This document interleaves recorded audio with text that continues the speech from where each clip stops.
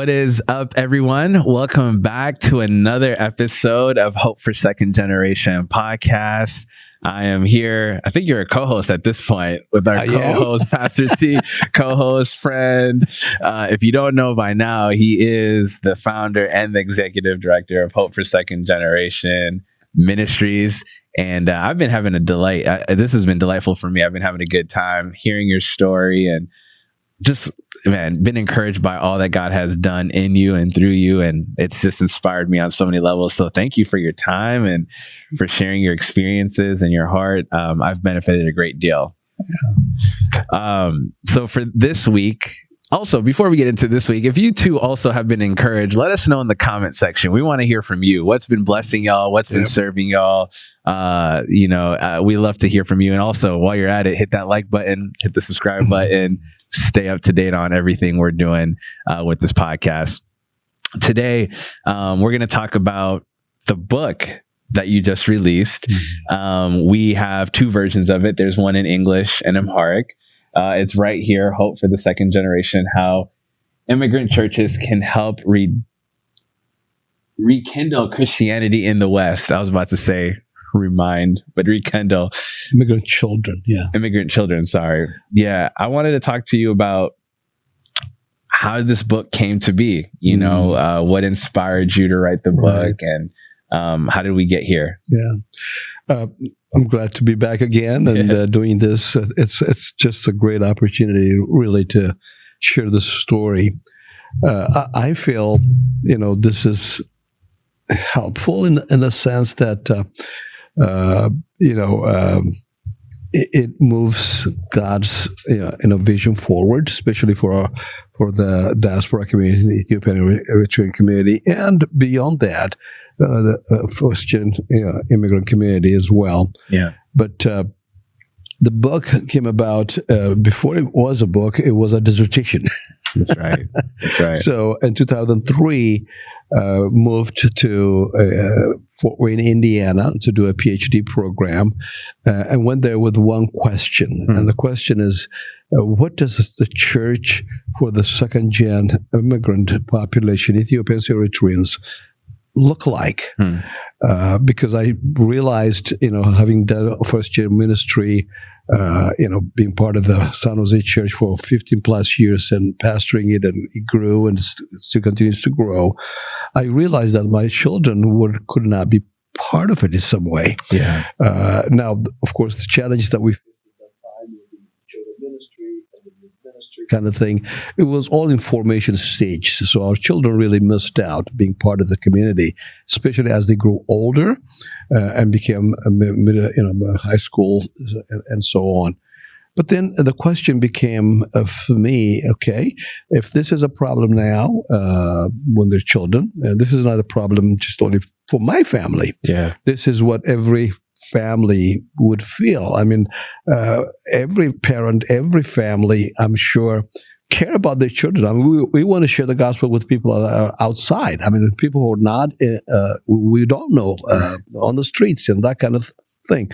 How about our kids at home? They need to be raised and discipled so that the faith can move forward. And not having adequate, answers to that, and this being, what most parents and families care about. And this is not really, this is also an issue, not just only in my church in San Jose, California, but almost every immigrant congregations everywhere in the U.S., at least the ones I know, Ethiopian and Eritrean, I know many of them. So that was what led, in a sense, to think about, a second-gen ministry kind of thing. And the other thing, obviously, is, okay, they may be in church until they are 18, but then past 18 and they're young adults. They go to college. After college, they have family. Would they be part of the first generation church? In most cases, that's not the case. In fact, the truth is that my children really could not be part of, the church that the Amharic first generation church. They could not be part of that. It's very different. I mean, in the American context, children will grow up in their parents' church and children ministry, youth ministry, and they can still continue as adults in that same congregation. They may have a generational challenge, but they don't have much of a cultural challenge. At least it's different in that sense. That's right. In ours, there's culture, there's language, all of that, compounded in many ways. So I decided to, we prayed, and the Lord led us to just think about this very thing. So I left the congregation in San Jose, California, to go to Fort Wayne, Indiana, to really think about this very question, research, about immigrant second-gen children. I mean, to begin with, I wanted to understand who they are. I mean, they're not. At home, they're Ethiopians, and in public and out there, they're Americans. That's right. Yeah. They have this cultural, issue that is very different from who I am as an Ethiopian first-generation person. So the question was, who are these kids? Because culture, church definitely reflects our identity in many ways. That's why we're as Ethiopians, we are in Ethiopian congregations, even though we can speak English. That's right. So what kind of church do these kids need? So those were the kind of questions that I had when we went to the seminary and started to, go through the materials, the coursework and all of that thing, and literature, studies. And to my amazement, I found out that, to begin with, America is a country of immigrants. So it's new to us, but most generations and immigrants have experienced the same thing one way or the other, and it's different in every community, but they have experienced. So there's so much literature to really go through, which was a learning experience for me, and so ended up writing, finished the coursework in 2016, and it took about another 2 years to write the dissertation, and finished and wrote the dissertation, and was awarded the degree. But then, when you write a research or a dissertation, how many people read it? I mean, it's just, It's the professors. Professors and probably people who are doing research, and it sits in a seminary, library, or in some places, but it's not getting in the hands of people who are really challenged by it. That's right. Pastors, leaders, Ethiopian pastors and leaders, first-gen leaders, parents need to know this. Second-gen young people need to understand this, because it's a research that is about them, and to move forward the ministry that God created. So after the research was done, I realized, a few years later, it's not getting anywhere. It's got to be somehow written in a way that's readable. That's good. For the average person to understand it. And again, God brought. This was a burden in my heart that I wanted to write a book, just use the research and use the literature, but then put it in a story form. And also God gave us opportunities between then. I mean, the research was finished in 2009. Second generation church began to be, come into picture in the year 2010, 11, and 12. Next gen overflow in Washington D.C. Yes, the time was right. The timing was right. I tried to plant a second generation church. It did not work. So I realized that that's not my role. My role was just, again, to really be supportive of the second generation young people, equipping them and supporting them to be church planters, and also reaching out to the community at large. And so it gave me opportunity the years after 2011 and 12 to practically, do what I am hoping to do. So I got involved with Overflow, got involved with Salt and Light in London, got involved with Toronto, and with you, Purism, that kind of thing. And you were beginning to do things. You guys were beginning to do this, and I'm coming alongside of you to support that. And so this became the practical part of it. So, in 2020, when COVID hit, and me being busy, of course, pastoring a first-generation congregation in San Francisco, I did not have the time to really completely focus to write a book. Yeah. The timing was not ready. I mean, there weren't practical, models to put there. But by 2020, already, the churches are there. I mean, the Overflow is planted, Purism is planted, Salt Life is planted, and a lot of movements everywhere. Yeah. So when COVID hit and we were all homebound, that was a good time. Yeah, that's right. To work on it. Yeah. So God brought a time to write the book. So that was in 2020 that I started writing the book to make it accessible to people. That's good. See, it does no good that the book, the research is done if it's staying in the library. It needs to be, out there where parents can read it. Yeah, pastors and leaders can also read that, and just elevating the conversation. Everybody understands the need. Yeah, everyone recognizes the problem. Yeah, but what do we do about it? So giving some level of input to raise the conversation, to ask the questions, and to challenge people, including myself. That was what this was about. So God helped us do that, and we added the stories there, individual stories. The research is full of young people who informed me or taught me really about who they are and what Christianity meant to them, and growing up in a first-generation church is like for them. Yeah. All of that research, many of it is part of the book, and the stories of those 4 congregations that I talked about, including Purism, is there for people to see that God is already moving and doing great things. Yeah. So that's what the book is about. I want it to be in the hands of parents and pastors. That's awesome. That's incredible. Yeah, I actually remember 2020. I feel like I've got to share this story. I was actually discouraged in 2020 because we had planted 6 months prior and nothing was going right because of COVID and everything that was going on with the political unrest, George Floyd and everything like that. And I remember feeling like everything we worked towards wasn't working. And you and I got on a Zoom call, like, how can I help? How can I assist? Like, what's going on? And I remember sharing with you, like, I just feel like everything we put together isn't working. And I'll never forget it. You said, well, COVID or not, systems are meant to be outgrown. Yeah. That means you're growing. That means change is happening. You don't want to ever stay stagnant. Your change just came a lot quicker. But like every so often, you have to reassess your systems and make pivots and changes. And that was a game changer for me because up until that point, I felt like we were failing.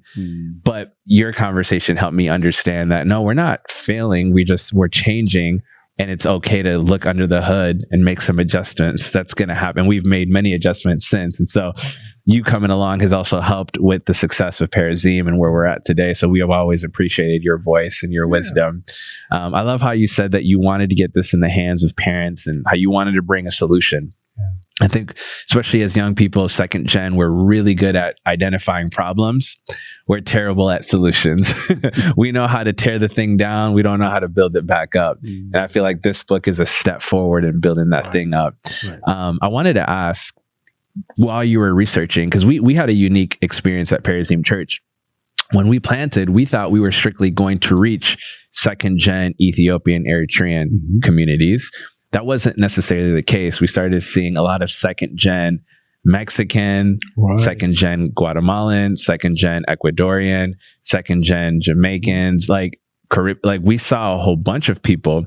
And when we sat down and talked to them, like, well, what drew you to Perazim? How are you here? We're glad you're here, but we weren't thinking of you. And, they listed a bunch of things that drew them to our church. But one of those things that stood out to me is like, well, we're facing the same problems in our church.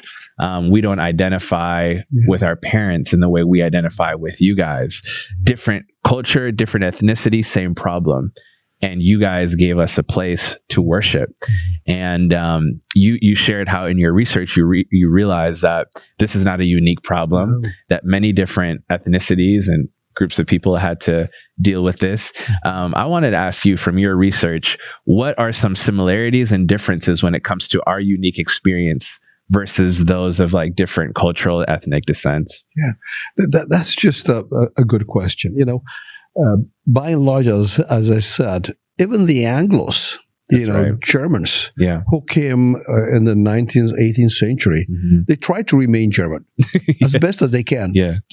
And to some, they resisted until the Second World War. And then it was not politically correct at that point right. to stay German, God will use things, to change situations. Right. But and it's true that the immigrant community wants to, especially the first generation, wants to maintain the culture. Yeah. There's nothing wrong with that. Yeah. But what happens then is you begin to lose the second generation or the third generation, however long that happens. Yeah. And it's different for every community. But in the literature, what you see is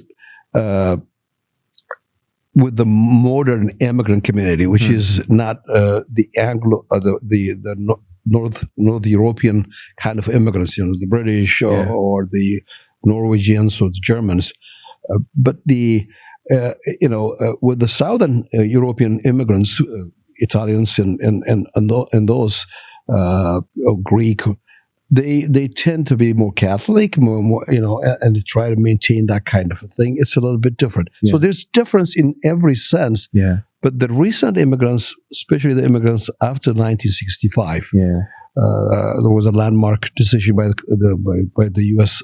Congress where they decided that we're now going to let people from different cultures like Africans and Asians to come in, not just only North America. They changed that policy, and it's a law. That brought in, Koreans and different Filipinos, all of those things. And in that community, which is our, we came in 1980, but that started around the 1960s and 70s. So what you see is the recent immigrant community is more, with coloring, Mexicans, the Hispanics, and so on. Yeah. It's different. It's not Anglo. It's not white. Yeah. Very different. And with that, we have a lot to learn from this group spatially.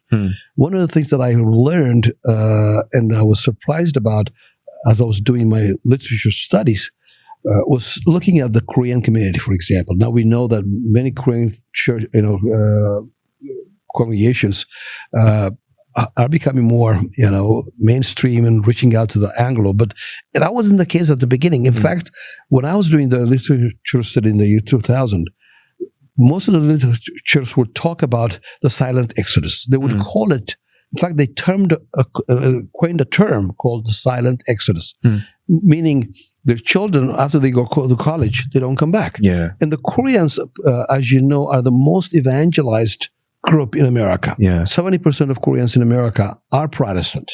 Okay. That's a huge number. That's huge, yeah. And most of them are in church, the parents. Now, their children, after college, they don't come back. Yeah. So they called it the silent exodus. And the literature will show only 5% of their children would come back. Wow. So they will try to address the issue in many ways. Yeah.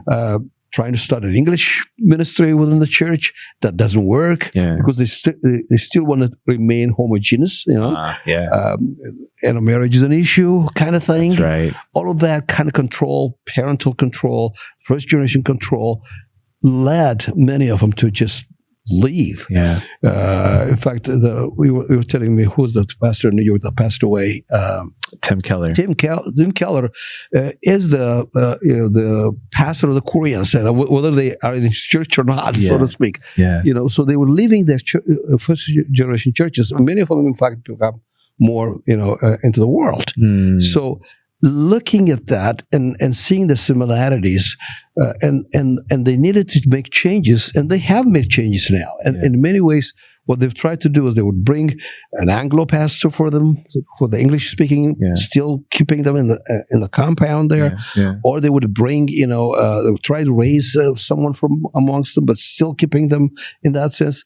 but their world is different. They were born here. They grew up here. Their friends are not just only Koreans. Right. They're Chinese. They're whites and all that. But their church does not look that way. Right. So that was an issue. They realized that and began to really begin churches like you'll see that now in LA and here in the Bay Area, in many places. Being planted by Koreans. Completely, mainstream congregations. So you see that, and they're a few years ahead of us because they came in the 70s and late 60s.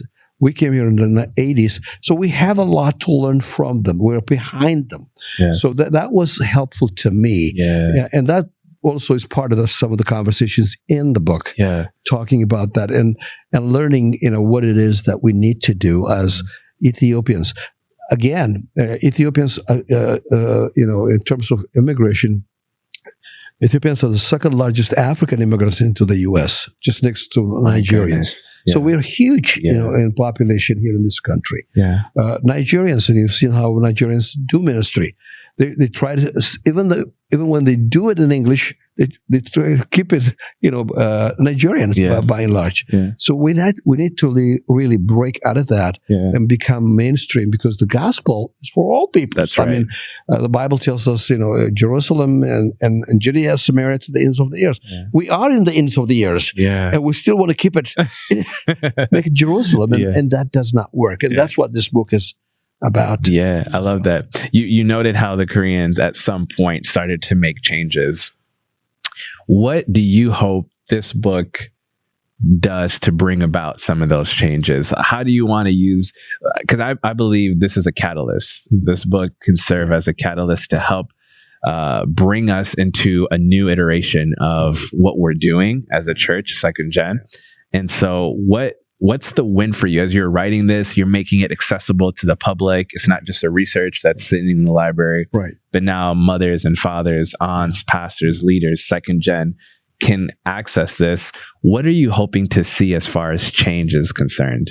What I'm hoping, now obviously this is in English, and it may not be even accessible or preferable for first gen group, So the book is out 2 years now. And the second gen people are more familiar with the book than first gen still. One of the things that I wanted to do was, make it accessible to pastors who can use it, just to see how they're doing ministry. And so we did some book tours, and so on. But it's still more accessible to the second gen population, which is also important. Second gen need to see that and then realize, what it is that God has for them in the future. That's right. The next step was to do it, to write, to get this translated into Amharic. We just got translated and printed, and it should be here next week or in 2 weeks, and it should be accessible at that point. That's probably when it becomes more effective. It gets in the hand of first generation parents, who would be able to, who prefer to read it in Amharic and have conversation with their children or with their pastors. What are we about? Giving people language, giving people some level of comprehension about what we're dealing with, and it's not unique to us. It's a reality across the board with every immigrant community, whether it's Ghanaians, Nigerians, or Filipinos who are second gen, first gen congregations face the same kind of situation. So it's not because we're bad or anything like that. It's just that's how things are. And understanding that and begin to have conversation. And every congregation, for example, congregations like IEEC in DC, or a church like in Minneapolis, first generation, there are churches that can plant second generation churches, daughter churches, that can be English. So I want to see that happen with those who are capable. They have the resources. They have the young people, a strong core group, and some resources, to be thinking about how do we, make it possible for our second gen young people to plant churches and reach, what we can't reach.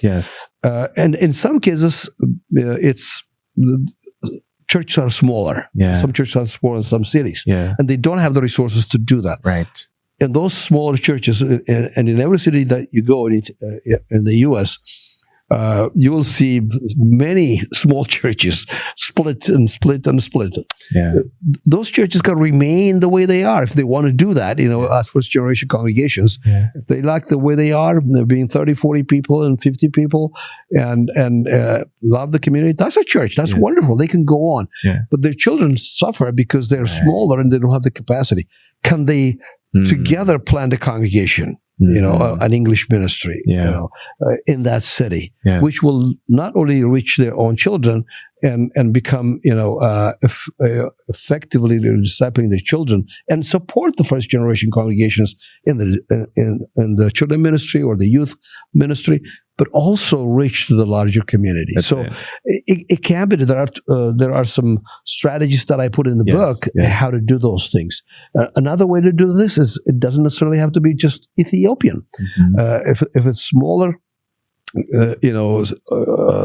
churches in a city, there are other immigrant communities, Africans, Ghanaians or Nigerians. Can you collaborate at least at the level of second gen, ministry? Right. The first gens can remain. I mean, the Ghanaians can do their thing, just the Ghanaian way, and the Ethiopians can do the Ethiopian thing, and do church that way. Yeah. But can they collaborate?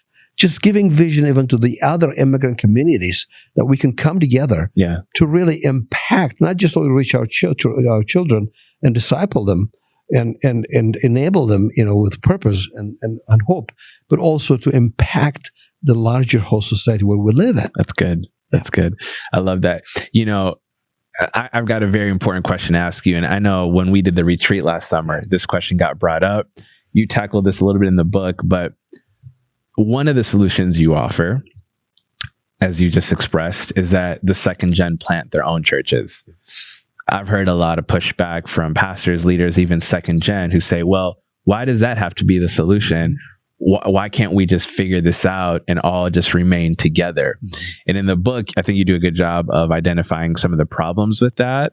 I know we're going to, in one episode, talk about homogeneous and why that is harmful to the kingdom and principles in the kingdom. But why do you believe that second gen planting churches is a very viable and, a really good option and maybe even necessary in order to fulfill what God has for us?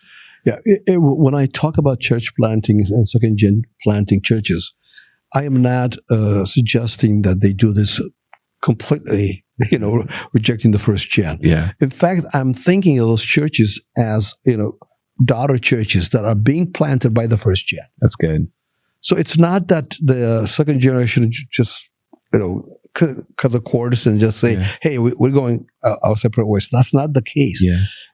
The first generation churches have that, responsibility. Yeah. And in fact, they have a lot of wisdom and a lot of guidance and resources that they can, it's in their own interest, fulfilling their calling, from God to be about everybody. Yes. They may not do ministry in that way, but they're enabling others to do this. You see? Yes. So, Overflow or even the church that you guys came out of. It's not like you didn't have to separate. I mean, you became independent at some point, right? And autonomous, obviously, you're a church. Yeah. But that happens gradually with an understanding that when the right time comes and so on. So in some cases, the second gen can stay longer in some churches until they develop capacity, resources, understanding. The vision is really, accepted by everybody. Yeah. We don't push that. We just want to come along with and say to the first generation churches, hey, you got second generation young people. Yes. How can we help you? Yeah. And can you think of planting a second gen church? Yeah. An English church that would reach the rest of the world. Yeah. That's how we're approaching it. It's not about cutting the cords. You mentioned something key there. It's about reaching the world. And you talk about that in the book, that God has called the church to reach all nations. when we first presented this idea to our senior leadership at EEC in Minneapolis, I was actually blown away by the response, because I thought I was going to get an overwhelming no. That's what I was hoping to hear. Not hope. There's a little bit of hope there, because church planting was daunting to me, but that's what I was expecting. And when we presented this idea, to my surprise, they shared with me, oh my goodness, this is an answered prayer for us. Wow.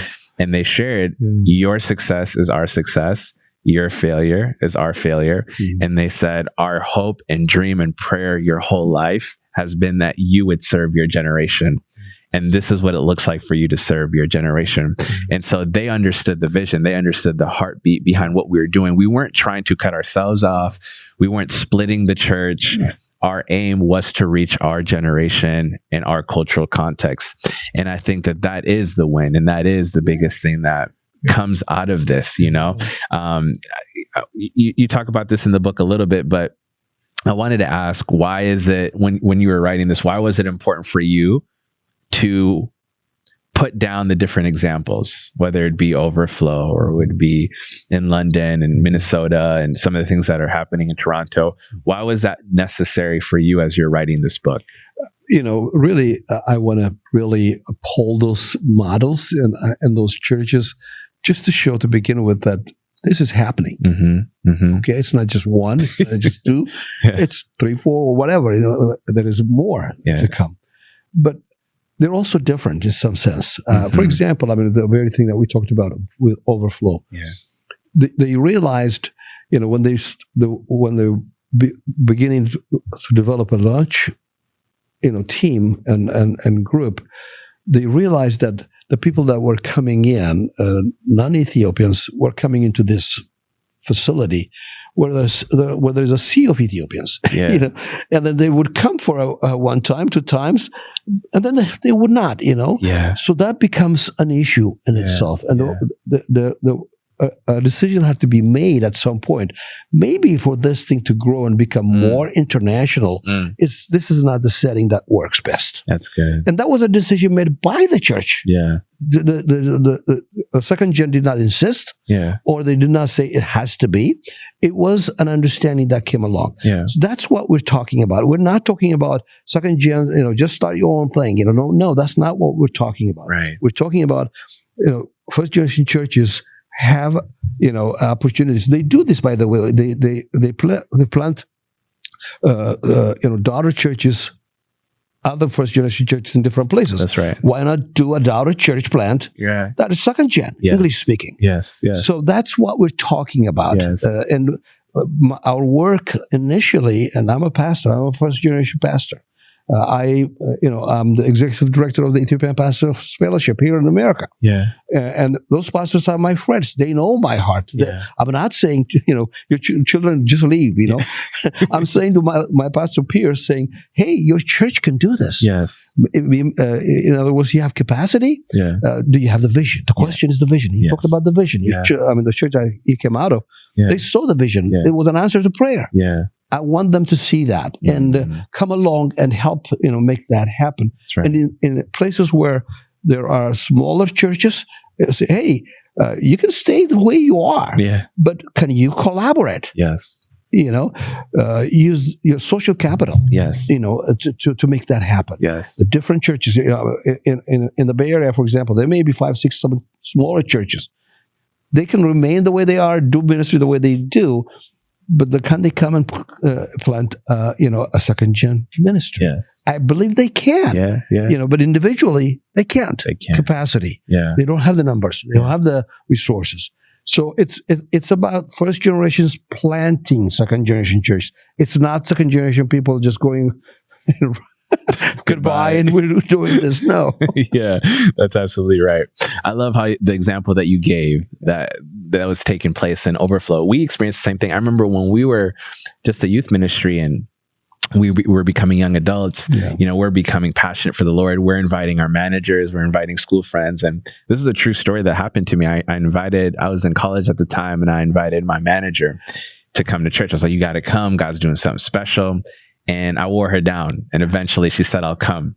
And so she's like, I'll be there this Sunday. So I'm excited. I'm anticipating her. And I wait and I wait and I wait, and she never shows up. Well, the next morning I would go into work and I'm like, where were you? I was waiting for you to come. She's like, oh, is this the address? I was like, yeah, this is the address. She's like, I came, but the sign said Ethiopian Evangelical Church. And I thought to myself, I'm not Ethiopian. So I left.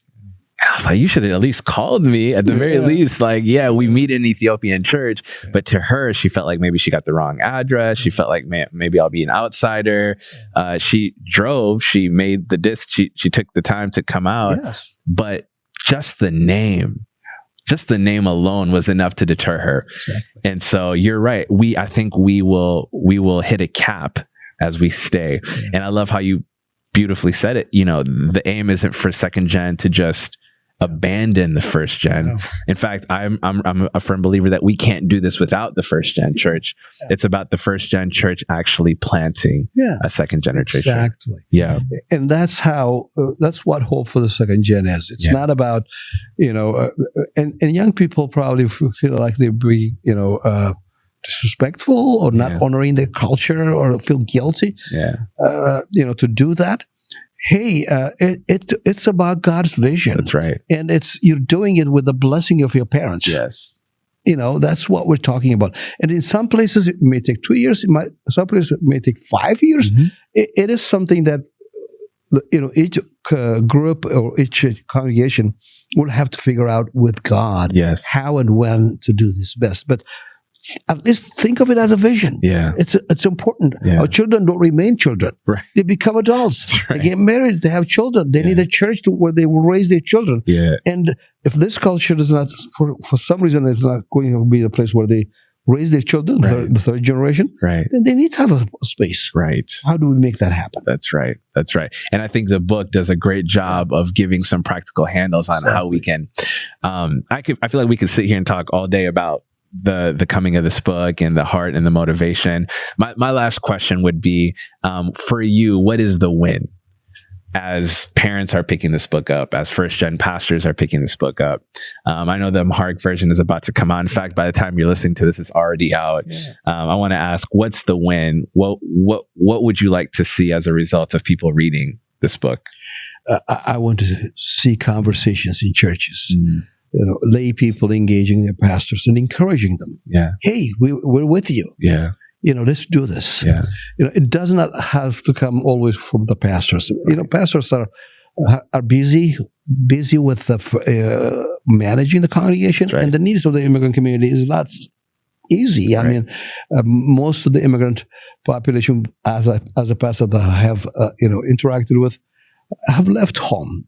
They've left their uncles and their aunts, and many are, they need, the community is important, and the need is huge. So visioning and trying to start a church may not be a priority for the pastors, not because they don't want to, right? Because they're too busy and they're overwhelmed. But having the parents come and say, "Hey, can we pray about this? What do you think, Pastor? What do you need, for this to happen?" That kind of a conversation within congregations, just elevating the conversation about this itself, good. even if it's questions, even hard questions, that would be a good thing. Yeah, we can interact, and then God will whisper in our ears what it is that we have to do, and to see young people being encouraged and embraced, valued, that there is a purpose. That's right. For them here in this in this land. That's right. There's a reason why they are here. Yeah, they did not come here by choice. No, they're here. Their parents brought them, but then they're not victims. No, there's purpose here. That's right. God's purpose. That's good. I love that. I love how you said elevating the conversation, because truth be told, it is going to look different from context to context. Pastor Paul and Pastor Christina, they're dear friends of mine. And though we have a lot of similarities, their story is a lot different than ours, and how we launched and how they launched look different. And so it's good to just get the conversation going, to inspire thought, maybe have something to pray about, something to discern through. And I really do think that this is a game changer, and it will catalyze the next step. And so make sure to check it out. Like we said, the Amharic version is out now. Where can they purchase a book? Is it online? It will be on Amazon, and we're also thinking about a book tour from church to church, in the first generation church. I think the first generation churches will embrace this. They embrace it. The pastors have. I remember a book tour that I did, not a tour, but a launch I did in Washington, D.C. And inviting just pastors. You know how many pastors were there? Close to 60 pastors. Wow. And all those 60 pastors, they don't meet at all in that sense. Wow. Even after much effort, they came for this. And they were very encouraged, had a conversation. They were very supportive. Yeah. So I believe the first generation churches and parents would embrace this. And possibly we may do a book tour in different cities and make it accessible to parents and families. I love that. No, that's good. That's good. Well, thank you for taking the time to not just do the research, but for making the research practical and making it accessible and writing it in a language that everyday people like me can understand. And I really do think it's convicting, and I think it's compelling. And I really do think that this book can help us move forward with whatever God is trying to do in our community, in our context. Hope this conversation blessed everyone. I really recommend reading it, and I hope that it starts the conversation in your context, in your community. Let us know, again, in the comment section what y'all thought. Make sure to hit the like button and the subscribe button. And I'm excited to keep the conversation going. Make sure to stay tuned, because we will be back with another episode next week. And so until next time, family, peace and grace. Yes.